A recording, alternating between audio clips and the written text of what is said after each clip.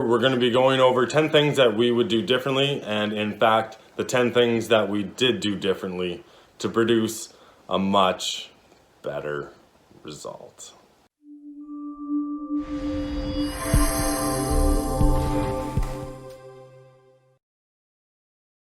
My name is Troy, and I want to welcome you to the den. We went ahead with epoxying our reclaimed wood deck, mainly because there is such a void in the internet. Well, as far as our research goes, on the how-tos and what to watch out for, the pitfalls of epoxying a reclaimed wood deck. When I say lack of information, from the company standpoint, there's reasonably good information on how to go about it. There was a few things missing, keys in my mind after doing it twice now, that we just adjusted on our own and came out with a much better result in the front. We have 800 square feet in the back of beautiful reclaimed wood deck, and we have 200 square feet of a boardwalk entryway in the front. Before we get into the 10 valuable tips that I'd like to pass on to you, this is a great opportunity to just make mention that the den is into all kinds of projects, big and small, for your home or office. Generally, we focus on turning something ugly and making it beautiful. So if this is something that you find value in and find interesting, please consider subscribing and hit the notification so you can be notified every time we put out new content. One last thing, let's get into the video.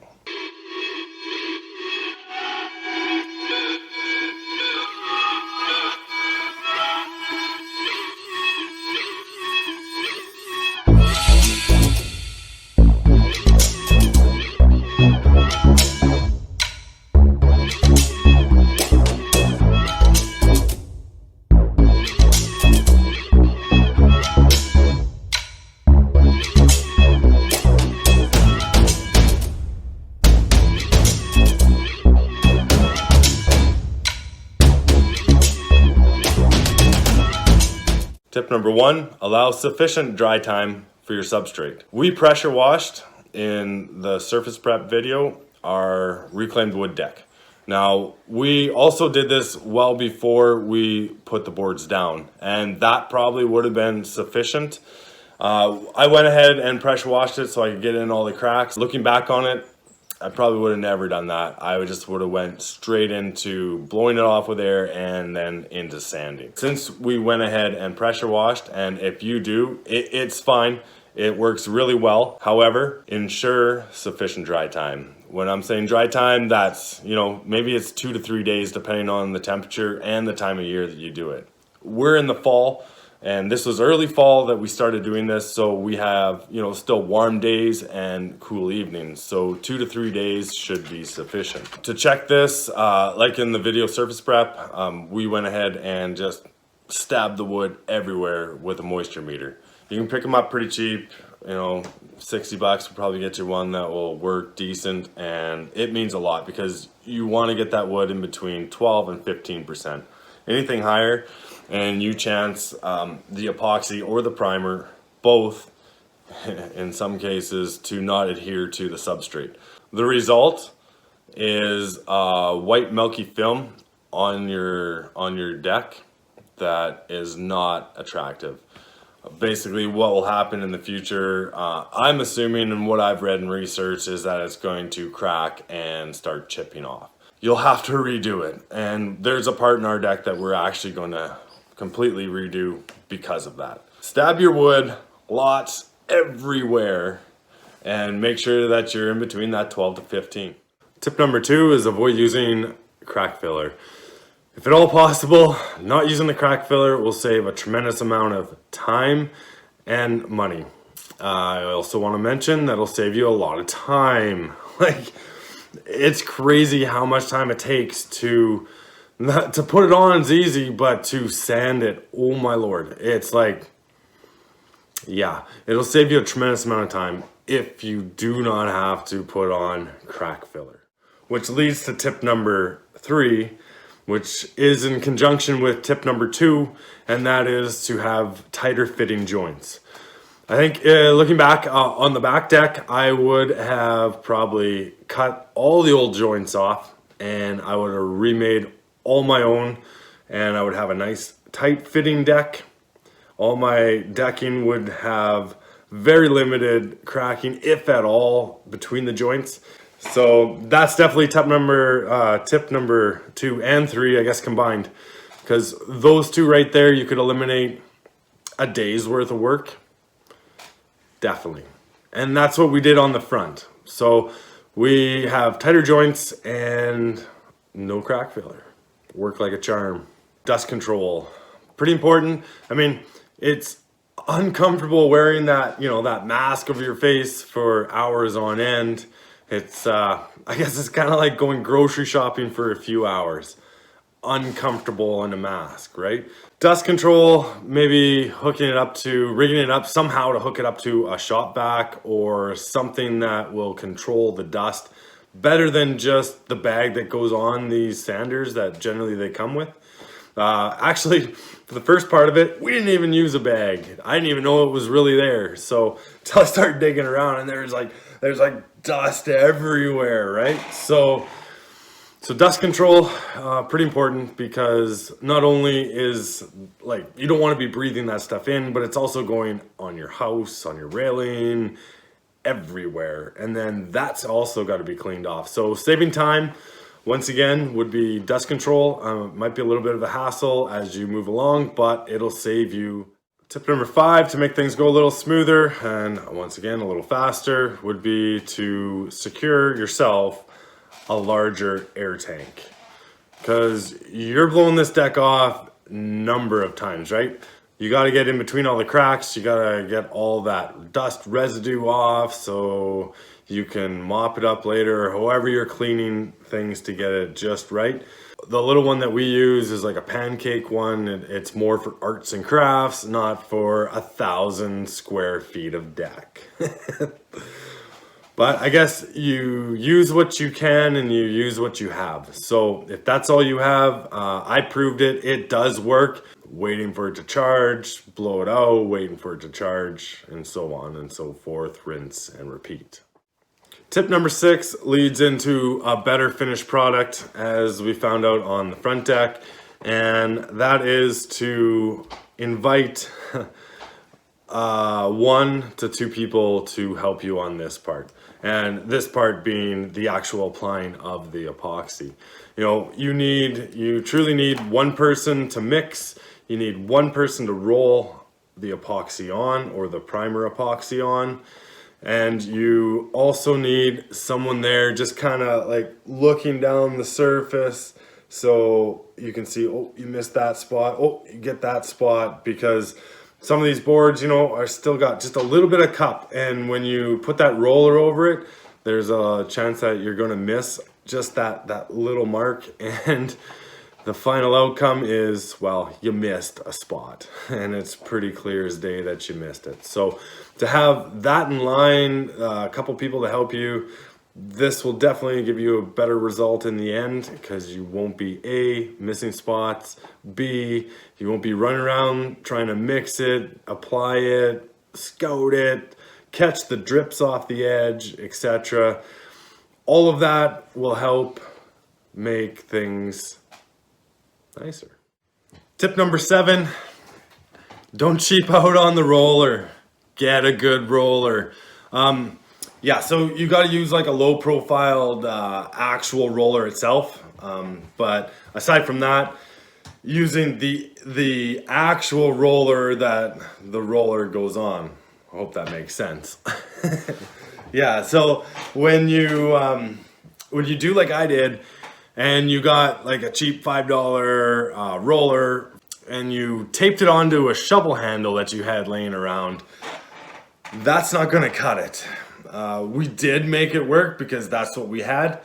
Ideally, what you want is a roller that has kind of some steel or metal brackets on it that kind of keep everything locked together, and you can apply downward force, or you can lift it off and it's just more sturdy, right? I think that would be like a key ingredient to the perfection of the finished product.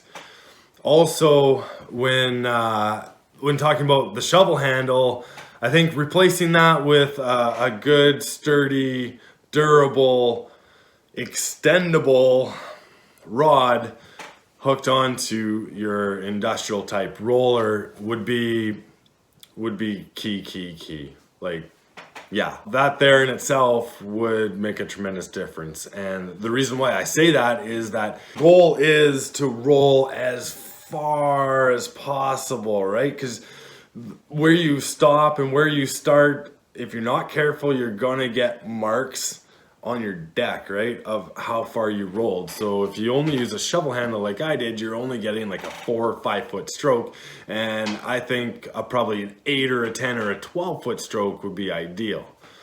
What's recommended is that you roll this stuff on a north, south, east, west pattern, but that's not always possible in every situation, and rather difficult, because you can't, after you roll this stuff on, you can't walk on it because you're gonna stick to it, kind of like our cat did. Oh, you remember that? Yeah, that actually happened.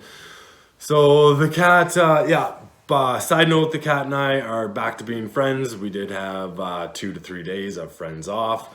And I completely understand where she's coming from, because you don't want to be walking on that stuff. I mean, you could put kind of like cleats, I guess, on your feet to walk on it, but then you're going to have to track down cleats. So I think just to avoid all that, and you get extendable handle and a good roller, so you can make your long passes, and kind of when you're at the end, you just kind of feather it up and just make it as light as possible. The coat, that's how you want to do it, and that'll provide provide the boom. Right? Boom. Tip number 8, something that I would have loved to have known prior to even starting, especially at the point when ordering what I needed for material epoxy wise, and that would have been an additive that could be used to thin it and extend the pot life. So when I'm saying pot life, the actual epoxy final coat has a 15-minute window before it starts getting gooey and sticky like honey. So everything's fine for the first 5 to 7, 8 minutes, and things are going on nice and smooth. Your roller's rolling it nice, and you can almost see like a gloss, and it's kind of making that little bit of a sticking noise into about minute 9, and for sure by minute 12. I guess a simile would be to open a jar of honey, dip your knife in and get a heaping scoop, and try and put it on and spread it on white bread. Yeah, what happens to the bread? You get rips and tears and honey all over your hands. Oh honey, oh honey. And what happens to your deck? Well, your roller starts sticking to the deck. That's where you start getting those marks. You can't feather your roller off of the deck, so you start getting those marks at the end stroke of applying the epoxy, and things are like kind of like panic mode. It's like, if anyone's ever poured concrete or been involved with something time sensitive where you have to get it on or in place before it starts to dry, because it's starting to dry as you're using it. Yeah, exact situation, except accelerate that to a 15-minute pot life. That also includes the mixing. So if you're mixing it, it mixes fairly fast. It says 1 to 2 minutes. Okay, so now you're down to 13 minutes. You add in the additive, the silica sand to, so you don't fall or slip around. Then that stuff takes a little longer, another 2 to 3 minutes. Now you're down to like 10 minutes of pot life. So like you've got your pot and you're running to the deck to start applying it before it turns into honey and you wreck your white bread. So yeah, some sort of an additive that can be put in. It actually says it right on the can, right on the can, and never once was it mentioned to me, or did I read it anywhere that you could extend this pot life. I think doing that, it would reduce the stress of the whole situation of putting epoxy on your deck, and you could take your time and you could maybe get a better finish rather than trying to rush through and get as much as you can on, because if you don't, wow. Number 9, tip number 9, kind of leads back to that wood filler and not using it. I think you could completely get away without using it. It would probably save you, you know, I can't remember the price now, but let's say save you $100 for the can, and you could just make your own. We did not try this step. However, we tried actual wood filler, and yeah, that didn't really work very well. It did fill the gap, but it's a big complete, like it's like a white streak down a blackboard, completely noticeable, and it doesn't blend at all. So that was our failure, I guess, of attempting to try new things for the crack filler. However, I think if you just went ahead and you got some carpenter's glue and you had a bunch of sawdust from the substrate itself, mix that together, put that on the cracks, let that dry, and then seal it with your primer, and then eventually your epoxy coat, I think you'd have virtually a seamless, or at least a camouflaged crack that was filled, or void that was filled in the wood. So that probably would be my suggestion, definitely to conquer that kind of well, not really conquer, just avoid the whole day of sanding that stuff off and waiting for it to dry and all those steps. Just get creative. I think it could be a little bit cheaper, and oh no, for sure it'd be cheaper. I mean, the sandpaper alone, or the rental of the machine for that day, it's a save in itself. And I think you would come out with a better result, to be honest. Tip number 10 is get organized. Biggest one. We didn't really have the luxury of this part because we didn't even know what was coming next until we actually finished the prior step, right? And we were into step next before we even knew what it was. Okay, so I hope that's clear. Right, and I'm sure that all of you have probably walked into a project like this before. I mean, it didn't really intimidate us. It just, we wanted to be very cautious and walk into this slowly. And so, to be organized, what you have to do is get your material ready, clean it, pressure wash it if you're going to, prior to laying the floor, give it a chance to dry. So you make sure that you use your moisture meter, getting in between that 12 to 15% ideal zone. Anything higher needs more time to dry. Right, so once you get that, you get it dry, you get it down, you fill some of the cracks, go ahead and sand it. You're pretty much ready for the final step. And that final step can actually be done in one day. Now, we took a lot longer and took our time, and we watched it because we were still reading and researching as we were doing it. But literally you can do this in the same day. And when I say do this, I mean apply the epoxy primer and the actual epoxy coat itself. So how this works is there's about a 3-hour window after applying the primer where it's just a little bit tacky, but it's pretty much dry. I mean, you can walk on it, but you wouldn't encourage walking on it.